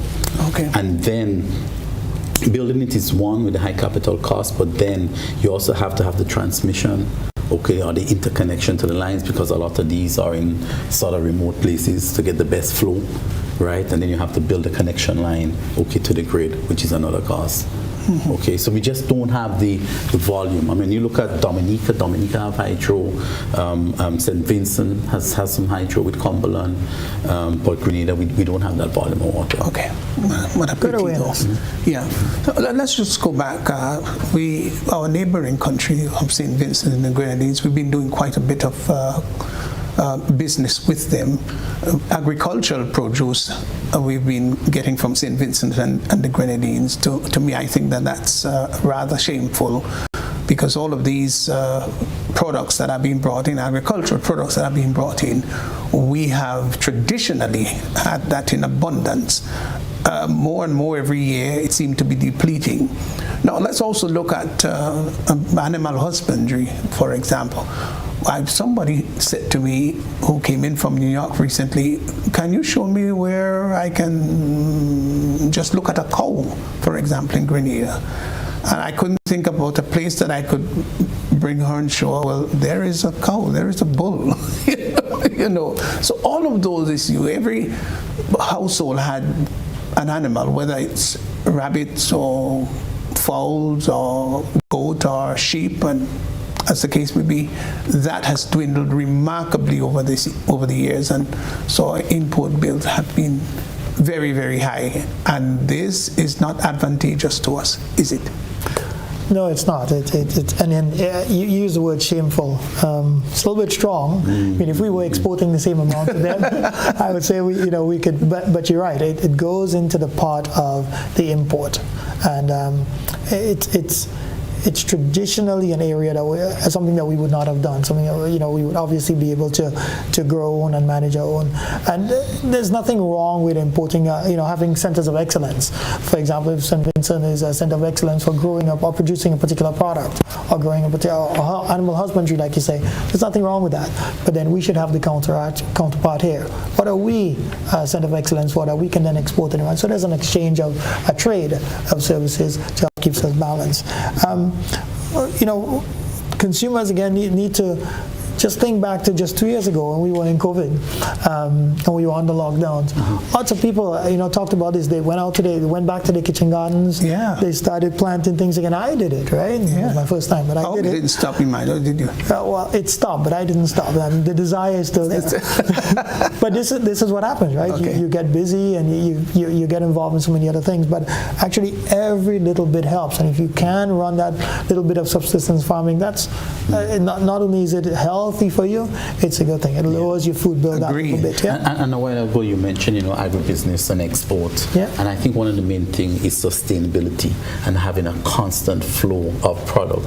Because once you're looking at export and you set up that supply chain, okay, and then you have the customer at the end, okay, that has to be a continuous flow. So you have the customer at the end, basically, who builds expectation, okay, and requires that output. And if your business cannot sustain and be reliable and make sure that you could have that continuous flow, it tends to break down fairly easy.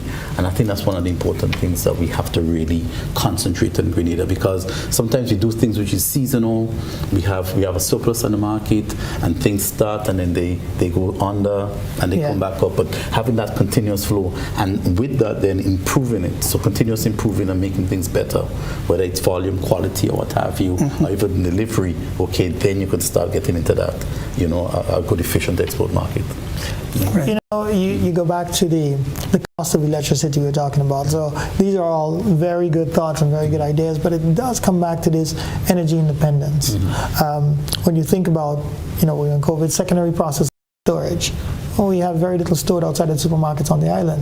We have very little secondary processing of agricultural products. And that's simply because the cost of energy can be quite high. Clive was saying, it is fairly expensive commodity, and we need to treat it as that. And so that limits the amount of manufacturing that we can do on that kind of cottage industry, small scale, simply because the cost of energy goes in as an input, and so the cost of the product comes out fairly high. So we find ourselves unable to compete on a regional market or international market. I mean, there are some products that are indigenous to us in some ways that you can send out, like the soursoups and so on, which are going to be end up quite pricey, but there's a market for it. But in terms of being able to compete, because of the higher energy costs that we have, we find that generating product can be quite expensive, and so it's difficult for us to set up these secondary processing units and be able to create proper export. And so we have to look at energy independence as one of the pillars of our export strategy. And Clive talked about the fact that businesses, if you're starting today, you have to think about renewables. You must think about how you can get your energy costs down. And there's great programs from the PERC today, the self-generator and the that's kind of the one you would work for. There's the IPP as well, small IPP. But you have to build these new systems and opportunities into your business cases and into your business in order to lower your energy costs. And that's just something you've got to be, you've got to get the right people to discuss it and to get it together for you. Yeah. Okay. But I think things like energy audit, okay, that's an important area. So that's where you get somebody, an expert, basically, who understand, electricity, the environment, buildings. Okay, so there's a number of different factors, and you look at every single way in which you can, improve efficiency, okay, and improve the whole energy usage for that footprint. So energy audit, and I mean it looks at everything, even your door, your door closer, making sure that if you're in you've got an air conditioning environment, your door is properly sealed, the door closer, all that works properly, windows. These things are very, very important for businesses. So you have the habit in which the way that you use the equipment, but the way the building is constructed, correct, okay, can have a big impact, okay, on energy consumption. All right. So I just looked up at the clock and I realized that we just have about another 14 or so minutes, and time rushes by so very quickly. Let's see how we can help our people, though, as much as possible. We have made certain recommendations to them, let's say to all of us really, as to what are some of the things that we can really do in this very costly atmosphere that we live in. How important it is, gentlemen, in regards to budgeting. Yes, $1,600 for a single person. You've got to budget this. everybody's got to budget. How important is this? Let me ask. Clive first. Yeah. I think we've one of the things is to look at information and information that is available. I mean, you look at your electricity bill. Okay, you can see your monthly consumption. Okay, you could see your daily usage. Okay, and with that, it's a matter of trying to make sure that you conform, okay, to that kind of information. I mean, when you look at electricity and your electricity bill, there's two components. Okay, one is the tariff and the cost of electricity, and the second is your consumption. Okay, so if you could manage, okay, your consumption, okay, and manage it within your budget, or basically within the equipment and the things that you have, okay, I think that's one aspect where you can make better use of your money and your income. Yeah. The importance of budgeting, Emmanuel? You know what? You can't overstate the importance of budgeting. You've got a finite pot, and everything has to come out of that pot, right? So you're either going to have a boss who once says, Emmanuel, I would go to him for these capex cases if we're doing this. And when you run out of money, he says, Emmanuel, you're out of runway. The next thing is you're going to crash. And that's exactly what's going to happen. Right. Once you start borrowing every month to take you through for operating expenses, whether you be a business or consumer, an individual, you're going to crash. That's exactly what's going to happen. If you're borrowing every month, if you're the government and the business, it doesn't matter. You're borrowing every month to cover your operating expense, your monthly expenses, you're going to crash. So you've got to make sure that your monthly operating expenses fit within your budget. There's some other things that you can consider. You can look for additional revenue streams. That's not going to sacrifice your current one. So maybe you're working a full job. Is there a possibility of working part-time for another 2 hours? If you're a small business, maybe you work as a graphic artist, for some local businesses, or you do projects locally. Is there a way you can step onto a platform like Fiverr, which is a platform where you can get services, digital services such as graphic arts, things like that. Mm-hmm. You can exploit those kinds of platforms and just have a wider audience, a wider potential customer base.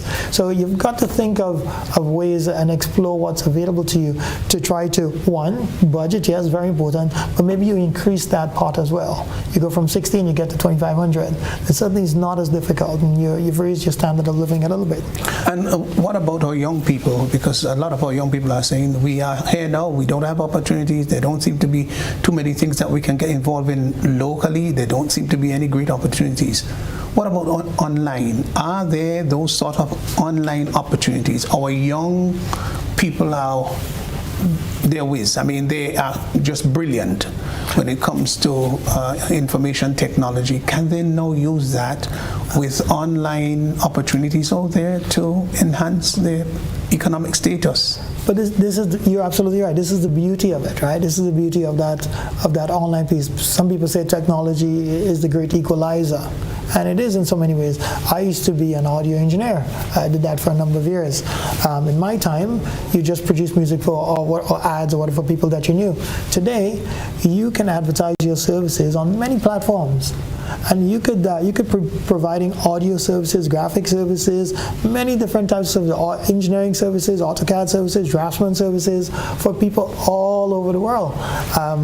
you have the entire global customer base in front of you. You know, you have a certain skill set, and you can utilize that in the digital space. Young people have opportunities that we did not have because we have technology on our side, and so we've got to exploit those. I just want to mention two things to you quickly. Yes. Big things that can help us lower these prices. One is what we call the freight cap. Remember we talked about the freight, how it goes into? We call it the freight cap. So the freight that we're paying today is it's an inflated freight. We know that. One of the things in our engagements with the government, we've asked the government to do is, look, let's cap the freight in the calculation of the duties and the taxes at pre-pandemic levels, or let's just agree a cap, which is not the full amount we're paying. So the importer still has to pay the freight, but the duties and the taxes are going to be reduced because the freight figure that's going in, it's a reduced freight figure. Now, in July 2021, we had our first discussion with the government on this. We had a few discussions, follow-up. We got some traction, but it never moved forward. One of the things I did hear the new Prime Minister say when the administration came in was he's looking at freight caps, and that's a fantastic opportunity for us to deploy a mechanism that can immediately make a change to the cost of goods coming into the country. So that's a big one, and we need to get that one through the door. Examples: Guyana, Barbados, St. Kitts, Dominica. These are countries that have done this already, and we can do it as well. It has to be massaged. Obviously, there's some analysis to do because we don't want to shoot ourselves in the foot. But that's one area that we can really make an immediate impact to the prices getting to the shelf and cushion those prices to the consumer. The other one is we've got to stimulate the economy. So if you think about the fact that prices are rising and some construction is being put on pause, people are saying, hey, let me wait for pricing to go down. It's an opportunity for our government to say, look, maybe we deliver some VAT-free days. And we say, you know what, it's going to be 2 or 3 VAT-free days, so you take your money out of the bank, you go buy all the materials you want and stockpile it, start your construction project. That's a way to kind of get that liquid cash out of the bank into the economy. I mean, everyone knows that $5 going around paying everybody's stimulus package. Yeah. So, VAT-free days, you've heard it done anywhere else in the region? Absolutely. Yeah. You look at St. Kitts. St. Kitts, they've done it. They do it many times. Every year they have a couple of them that they do, and it just generates so much, right? I think, if we haven't done it, we at least have to try it once. Analyze what's the impact. Remember, if you give the VAT off and there's increase in buying, you still have to pay corporate taxes. These businesses that you're buying for, have uplift in sales, and so they're going to have to pay corporate taxes. So you're getting something back as well. You're not giving it up. So that's one of the mechanisms that we can use. This is one for the accountants, really. Today we do VAT on something called accrual, which is if you come to me as a contractor and I sell you some goods, you don't pay me. I give you those goods on credit. I still have to pay the government the VAT at the end of the month. That's on accrual because the sale has happened. In places like England, for example, the business has a choice. You can have VAT on cash or on accrual. Okay. So I pay the VAT when I get paid. And so in our economy where, again, we've seen this inflation prices, construction runs on credit, it's a good idea for our Inland Revenue Department, our VAT Administration Department, to look at whether or not we can allow businesses, and maybe they're top tier, level 1, level 2, level 3 businesses that you can look at as a trial and say, we're going to try a few businesses and see if we can go to cash. It lowers the cash flow pressures on the business. So you have more cash, you can continue to buy goods, continue to replenish inventory, continue to do things like that. And lastly, on the government side, on the policymaker side, incentive regimes. Incentive regimes need to incentivize not just foreign investors, need to incentivize local investors as well. And the best way to do that is to have an incentive committee. And we talk this with the government as well. You've got to have the private sector, the GIDC, the policymaker, Inland Revenue, the technocrats and the technical people. They've got to sit down and develop incentives that are going to help the local people who have resources to get those resources out of the financial institutions and into the economy. Those kinds of incentives are important. There was a MSME incentive that came out recently, which was a welcome one, and you can see some of it coming through the pipeline and beginning. I've seen a couple of buildings go up. I've seen a couple of businesses being started coming off of things like that. So we know by incentivizing local entrepreneurs, we can start businesses even in this high-cost environment. Okay, so I think we've just sort of run out of time, and gosh, I am so happy. To me, it's a learning experience too. I learned quite a lot from both of you gentlemen who are versed in your various fields, as the case may be. But here is where we're going to really end. I'm going to give you 30 seconds, both of you, just to tell us really little advice, only 30 seconds. Now, if you go 31 seconds, I'm going to cut you off. That's that with you, Clive? Yeah, on the electricity side, the rising cost of fuel, okay, that is a concern.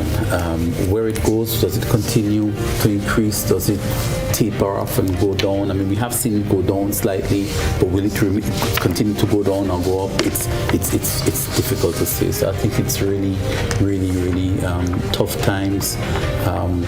Definitely the 25% reduction that Grenlec did from January and still on, it is affecting the company. And we very soon we're going to be making a decision to remove that.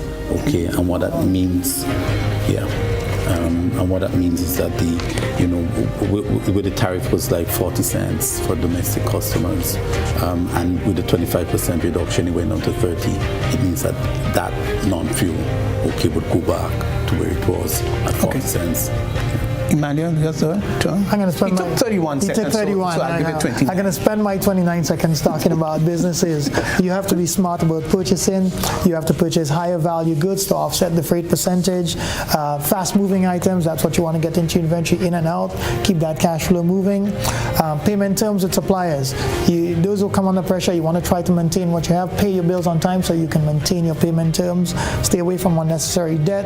Digitize whatever services you can. They're going to lower your costs.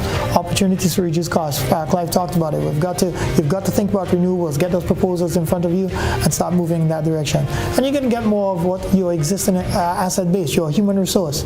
We've got to improve our work ethic. We've got to improve productivity. We've got to train. We've got to mentor. And this is going to require the business owners themselves to be involved to get these small efficiency gains. And last of all, don't forget to partner. Partnerships, that's one of the ways we're going to reduce risk and lower borrowing amounts. Clive, Emmanuel, thank you so very much. I really appreciate your presence here and the help that you've given to the general public. And those of you, of course, who listened to us over the last almost 2 hours, we want to thank you for joining with us. But listen, it's not a moment to panic or anything like that. The issue is that we live in a real world, a world that is not necessarily getting better, but one, in fact, that is getting tougher and rougher. So we've got to have guts and we've got to have gumption and acumen. It's not going to be an easy ride. So quit yourself, as the Bible says, like men, and I dare say, addition to that, like women, and be strong. Don't give up, don't do anything untoward, naughty, and don't get into any criminal activities. Times are tough.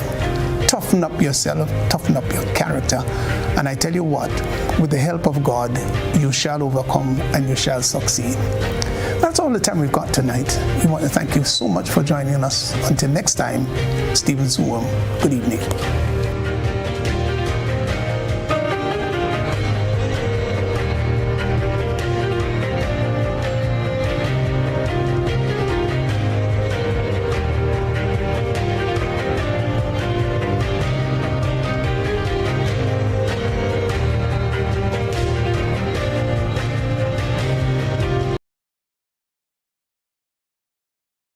This could be out.